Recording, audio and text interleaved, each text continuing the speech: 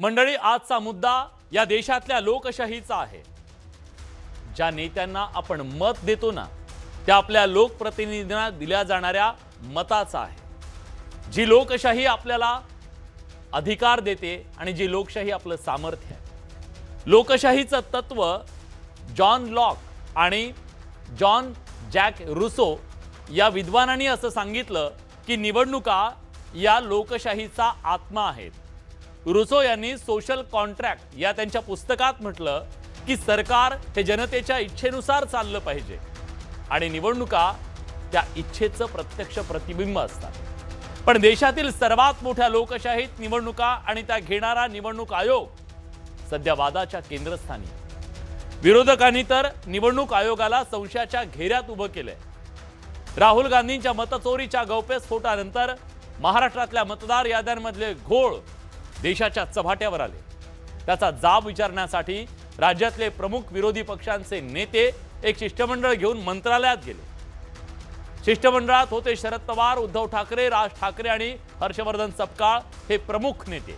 राज्याचे प्रमुख निवडणूक अधिकारी एस चोकलिंगम यांची शिष्टमंडळानं भेट घेत निवडणूक आयोगावर प्रश्नांची अक्षरशः सरबत्ती केली। नवीन मतदार यादीत अनेक नावं नोंदवली गेली, अनेक नावं वगळली गेली।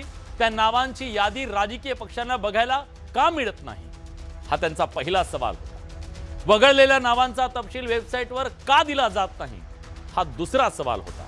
ऑक्टोबर 2024 ते जुलै 2025च्या मतदार यादीत समाविष्ट करण्यात आलेल्या नवीन नावांची यादी प्रसिद्ध का केली जात नाही, हा तिसरा सवाल होता। सुधारित मतदार यादी लपवण्यामागे राजकीय हेतू आहे की दबाव आहे, हा चौथा प्रश्न होता। निवडणूक आयोगाला हे सगळे सवाल विचारण्यात आले। कोणी विचारले? राज ठाकरेंनी। शिवाय यादी प्रसिद्ध करायची नसेल तर निवडणुकीचा फार्स कशाला घेता, असंही त्यांनी सुनावलं।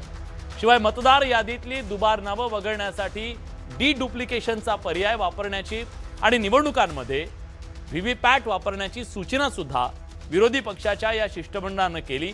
त्यावर निवडणूक आयोगानं आता हात झटकले।